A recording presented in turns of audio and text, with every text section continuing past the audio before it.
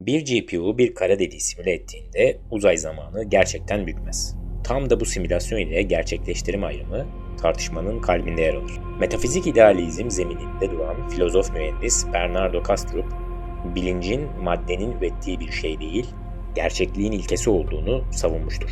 Bu nedenle beyin benzeri bir kodu silisyum üzerinde çalıştırmak, nasıl ki böbrek simülasyonu bilgisayarın gerçekten idrar üretmesi anlamına gelmiyorsa, öznel birinci şahıs deneyiminin de ortaya çıktığını göstermez. Fiziğin dilinde düşünürsek, akış denklemini üreten Navier-Stokes denklemini sayısal entegre etmek makineyi ıslatmaz. Bir tight binding çözücüsü direnç sıfıra giderken süperiletken olmaz.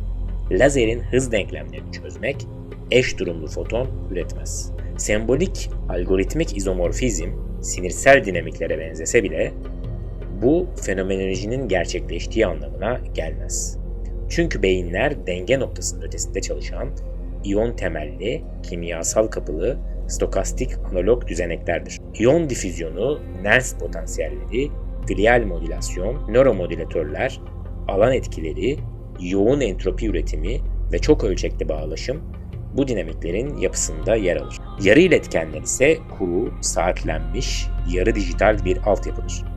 Kristal kafeste yük taşınımı ve sıkı ısıl kısıtlar altında çalışır. Aynı soyut grafik benzer gözükse de konunun yasaları, gürültü spektrumları, doğrusal olmayanlıklar ve sınır koşulları farklıdır.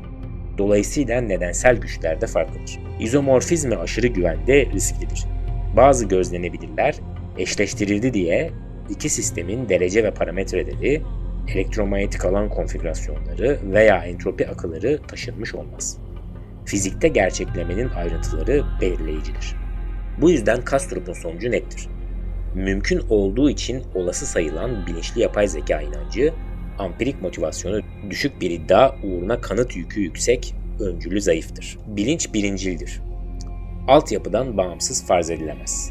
Hesaplama kurucu değildir. Simülasyon doğru fiziksel gerçekleştirimle aynı şey değildir. Malzeme özgürlüğü kritiktir. Islak biyofizik ile kuru silisyum farkı ufak ayrıntı değil, nedensel farktır. Fonksiyonel eşleme bizi fenomenolojik eşlemeye götürmez.